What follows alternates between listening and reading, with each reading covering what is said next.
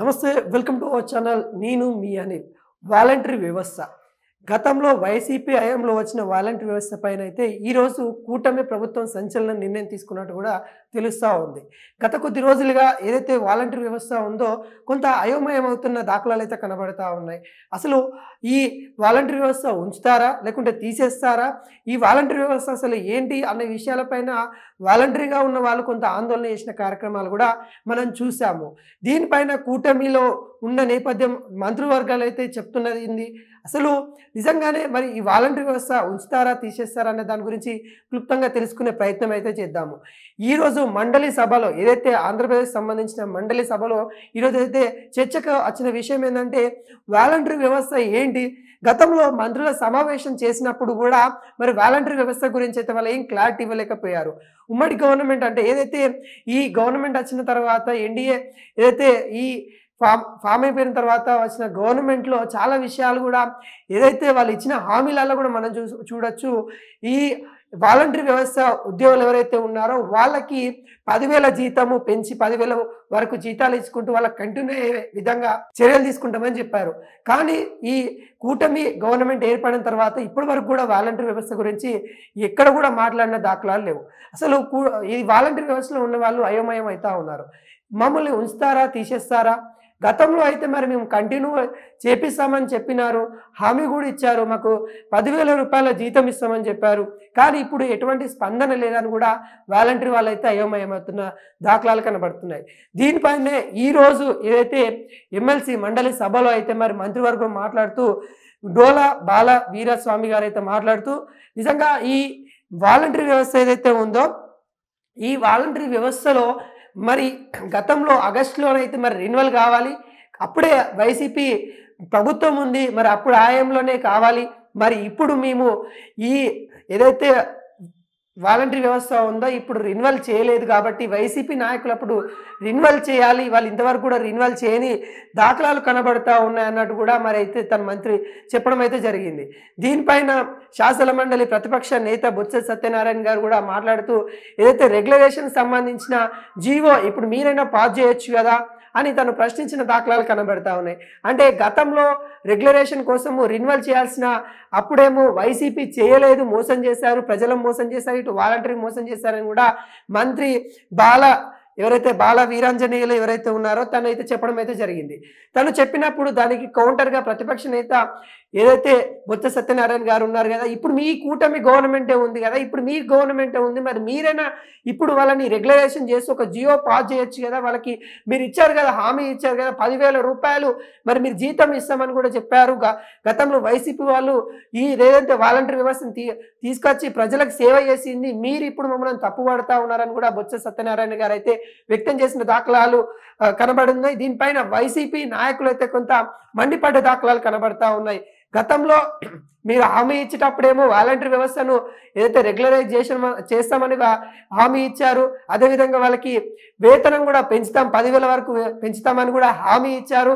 ఇవన్నీ హామీ ఇచ్చే ముందు మరి వైసీపీ ఏం చేస్తుందనేది అప్పుడు తెలుసుకోలేదా? ఈ రోజున మీరు ఎందుకు ఇలా మాట మారుస్తున్నారని కూడా మండలి సభలో మాట్లాడే దాఖలాలు కనబడతా ఉన్నాయి. అంటే వైసీపీ ఇప్పుడు గతంలో రెన్యువలైజేషన్ చేయలేదు కాబట్టి అసలు వ్యవస్థలోనే వాలంటరీ వ్యవస్థ అనేది లేదు. ఇప్పుడు మేము గవర్నమెంట్ కూటమి గవర్నమెంట్ వచ్చిన తర్వాత ఈ వ్యవస్థలో ఏదైతే వాలంటరీ ఏదైతే ఉందో అది ఈ కూటమి వ్యవస్థలోనే లేదు. అలాంటి దానికి మేము ఏ విధంగా 10,000 రూపాయల జీతం ఇస్తాము, ఏ విధంగా రెగ్యులరేషన్ చేస్తామని కూడా మరి మంత్రి అయితే చెప్పడం అయితే జరుగుతూ ఉంది. అంటే టీడీపీ కూటమికి సంబంధించిన మంత్రి ఏం చెప్తా ఉన్నారు, గతంలోనే రెన్యువల్ చేయాల్సి ఉండే దాన్ని రెన్యువల్ చేయలేదు, ఇప్పుడు మా వ్యవస్థలోనే లేదు. అంటే గతంలో ఆగస్టులో చేయాల్సిన పనులు ఏవైతే ఉన్నాయో అప్పుడు మీరు చేయలేకపోవడం వల్లనే ఈరోజు వాళ్ళు నష్టపోతా ఉన్నారు, వాలంటరీ వ్యవస్థ నష్టం చేస్తూ ఉన్నారని తనైతే స్పష్టత ఇవ్వడం అయితే జరిగింది. అంటే దీన్ని బట్టి ఏం జరుగుతూ ఉంది అంటే వాలంటరీ వ్యవస్థను ఉంచుతారా తీసేస్తారనే అయోమయంలో ఇంకా కొంతమంది ఆందోళన చేసే కార్యక్రమం అయితే చేయడం అనేది ముందున్నట్టు కూడా కనబడతా ఉంది. అంటే ఈ వాలంటరీ వ్యవస్థ అనేది ప్రజలకి సంక్షేమ కార్యక్రమాలు అందించాలి, ప్రజల యొక్క దగ్గరికి ఇంటి దగ్గరికి వెళ్ళాలనే నేపథ్యంలో వైసీపీ నేత జగన్ గారు తీసుకొచ్చిన కార్యక్రమం మనకందరికీ తెలుసు. దాంట్లో భాగంగానే శాలరీ కూడా వాళ్ళకి చాలా తక్కువగా ఇస్తూ ఉన్నారు అనే నేపథ్యంలో అప్పుడున్న టీడీపీ నేతలు కానీ ఇప్పుడున్న కూటమి నేతలు కానీ అప్పుడు చాలా ఆందోళన చేసిన కార్యక్రమాలు కూడా చూసాము. దీనివల్ల పర్సనల్ డేటా కూడా మరి విదేశాలకి పంపిస్తా ఉన్నారు. పర్సనల్ డేటా ఏదైతే వాలంటీర్ వ్యవస్థ ద్వారా ప్రజల యొక్క పర్సనల్ డేటా కూడా మరి వేరే తప్పుదోవకి ఉపయోగిస్తా ఉన్నారు అన్నట్టు కూడా అప్పుడు మరి పవన్ కళ్యాణ్ మాట్లాడిన విధానం కూడా చూస్తాము. ఈ అన్ని నేపథ్యంలో మరి వాలంటీర్ వ్యవస్థను ఉంచాలా వద్దాలా అనే కూటమి గవర్నమెంట్ ఆలోచిస్తున్న నేపథ్యం అయితే కనబడుతుంది. ఒక మాట అయితే డోలా బాల వీరాంజనేయ స్వామి గారు అయితే మంత్రి గారు అయితే చెప్పడం అయితే జరిగింది. ఈ వాలంటరీ వ్యవస్థని దాన్ని మేము ఒక నిర్ణయం తీసుకోబోతా ఉన్నాం. ఖచ్చితంగా వాళ్ళకి మేము ఖచ్చితంగా ఇంకా రెగ్యులరేషన్ అయితే ఖచ్చితంగా చేస్తాము. కానీ ఇప్పుడేదైతే వాలంటరీలో ఉన్న వాళ్ళు ఎవరైతే ఉన్నారో దాంట్లో కాకుండా కొంత లిమిటేషన్ పెట్టే ఛాన్స్ అయితే కనబడతా ఉన్నాయి. అంటే గతంలో 10 మంది ఉన్న కాడ ఇప్పుడు ఒక 5 మందినే పెట్టే ఛాన్సెస్ అయితే కనబడతా ఉన్నాయి. ఎంతవరకు యూజ్ ఉంటుంది, ఎక్కడ ఖచ్చితంగా వాలంటరీ వ్యవస్థ యూజ్ అవుతుందనే నేపథ్యంలో చర్చించి అక్కడ మాత్రమే పెడతామనే నేపథ్యంలో తను మాట్లాడినట్టు కనబడతా ఉన్నాయి. అదేవిధంగా ఈ వాలంటరీ వ్యవస్థ గురించి డిప్యూటీ సీఎం పవన్ కళ్యాణ్ గారికి అయితే అక్కడ సర్పంచ్లు ఎవరైతే ఉంటారో సర్పంచ్లు ఒకసారి వెళ్ళి వినతి పత్రం ఇవ్వడం కూడా జరిగింది. వాలంటరీ వ్యవస్థ వల్ల మేము పనులు చేయలేకపోతా ఉన్నాం, సర్పంచ్ హోదాలో ఉన్న మేము సకాలంలో వాళ్ళకి సంక్షేమ కార్యక్రమాలు అందించలేకపోతా ఉన్నాం అనే నేపథ్యంలో సర్పంచ్లు అందరూ కలిసి డిప్యూటీ సీఎం పవన్ కళ్యాణ్ గారికి వినతి పత్రం ఇచ్చిన దాఖలాలు కనబడతా ఉన్నాయి. అంటే ఒకవైపు ఈ వాలంటరీ వ్యవస్థను రద్దు చేయాలని కూడా సర్పంచ్లు కోరుకుంటూ డిప్యూటీ సీఎంకి అయితే మరి ఒక వినతి పత్రం ఇచ్చారు. దాని మీద సానుకూలంగా స్పందించడానికి డిప్యూటీ సీఎం పవన్ కళ్యాణ్ గారు అయితే కొంత చూస్తున్న నేపథ్యం కనబడుతుంది. అంటే వాలంటరీ వ్యవస్థ అనేది సర్పంచ్లకి అడ్డుగా ఉంటుందనే నేపథ్యంలో మరి డిప్యూటీ సీఎం గారికి అయితే సర్పంచ్లు కలిసిన ఆ రోజైతే చెప్పడం అయితే జరిగింది. అంటే మొత్తానికి వాలంటరీ వ్యవస్థ ఉంటుందా ఉండదనే నేపథ్యంలో కూటమి గవర్నమెంట్కి సంబంధించిన మంత్రులు అయితే క్లియర్ కట్గా చెప్పడం అయితే జరిగింది. ఈరోజు ఆంధ్రప్రదేశ్ సంబంధించిన మండలి శాసన మండలి ఏదైతే ఉందో దాంట్లో క్లియర్ కట్గా చెప్పడం అయితే జరిగింది.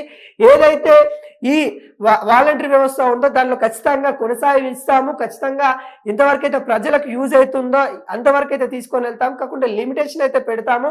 ఈ వాలంటరీ వ్యవస్థలో గతంలో ఉన్న మెంబర్స్ కంటే ఇప్పుడు తక్కువ ఉంటారు, తక్కువ ఉండే ఛాన్సెస్ అయితే కనబడతా ఉంది. లిమిటేషన్ అనేది పెడతాము, ఖచ్చితంగా ప్రజల యొక్క డాటా అనేది బయటికి పంపించము, ఏదైతే పర్సనల్ డాటా ఏదైతే ఉందో దానికి సంబంధించిన భద్రత చూసుకుంటామన్నాడు కూడా డోలపాల వీరాంజనేయ స్వామి మంత్రి గారు అయితే చెప్పడం అయితే జరుగుతూ ఉంది. దీనికి సంబంధించి కొంత ఉద్రిక్త పరిస్థితి అయితే మండలి సభలో అయితే ఈ రోజైతే నెలకొంది. అక్కడ మొత్తానికి ఈ మండలి సభలో ఈ రోజైతే వాడి వేడిగా చర్చలు అయితే జరిగినాయి. మొత్తం ఈ వాలంటరీ వ్యవస్థ గురించే మొత్తం అక్కడ చర్చ జరిగినట్టు కూడా మనకు క్లియర్ కట్గా కనబడుతుంది. ఒకవైపు వైసీపీ ఏదైతే శాసన మండలి ప్రతిపక్ష నేత బొత్స సత్యనారాయణ గారు కూడా మండిపడతా ఉన్నారు. వాలంటరీ వ్యవస్థ మీద మీరు గతంలో ఇన్ని హామీలు ఇచ్చారు, మరి ఏంటి ఇప్పుడు వాళ్ళని వదిలేస్తారా, గాలికి వదిలేస్తారా అనే విషయాలపైన కొంత మండిపడ్డట్టు కూడా మనకైతే క్లియర్ కట్గా కనబడతా ఉంది. ఈ నేపథ్యంలో బొత్స సత్యనారాయణ గారికి కూడా కౌంటర్ ఇచ్చే నేపథ్యం అయితే కూటమికి సంబంధించిన నాయకులు చేశారు. గతంలో మీరు చేసిన తప్పిదాల వల్లనే వాళ్ళు ప్రజలు మోసపోతా ఉన్నారు, ఇటు వాలంటరీ వ్యవస్థకు సంబంధించిన వాళ్ళు మోసపోయారు. గతంలో మీరు రెగ్యులేషన్ చేస్తే బాగుండేది, గత ఆగస్టులోనే రెగ్యులేషన్ చేయాల్సి ఉంటే ఆ జియో పాస్ చేస్తే ఇప్పటి వరకు ఈ బాధలు ఉండకపోవు కదా, మీరే ఆ జియోని ఎందుకు అంత నెగ్లెక్ట్ చేశారని కూడా కొంతవరకు అయితే కూటమికి సంబంధించిన నాయకులు కొంత ఫైర్ అయిన సిచ్యువేషన్ కనబడుతుంది. దానికి బదులుగా వైసీపీ సంబంధించిన నాయకులు కూడా మరి ఇప్పుడు గవర్నమెంట్ మీ చేతుల్లోనే ఉంది కదా, మరి మీరన్నా ఇప్పుడు చేస్తే బాగుంటది కదా, మరి ఇప్పుడు ఈ గవర్నమెంట్ వచ్చిన తర్వాత అయినా ఈ కూటమి ఏదైతే ఉందో ఖచ్చితంగా మీరు వాలంటరీ వ్యవస్థకి ఎటువంటి హామీలు ఇచ్చారో ఆ హామీలు నెరవేర్చాలన్నట్టు కూడా కొంత ఫైర్ అయిన సిచ్యువేషన్ అయితే కనబడతా ఉంది. ఏది ఏమైనా కానీ వాలంటరీ వ్యవస్థ కంటిన్యూ అయ్యే దాఖలాలు అయితే కనబడతానే స్పష్టం కూడా చేశారు. కానీ గతంలో ఉన్న సభ్యుల కంటే ఇప్పుడు తగ్గే ఛాన్స్ అయితే క్లియర్ కట్ కనబడతా ఉన్నాయి. ఈ వాలంటరీ వ్యవస్థ రద్దు చేయమన్నట్టు కూడా టీడీపీకి సంబంధించిన కూటమి మంత్రివర్గం అయితే చెప్తా ఉన్నారు. ఇక ఈ వాలంటరీ వ్యవస్థ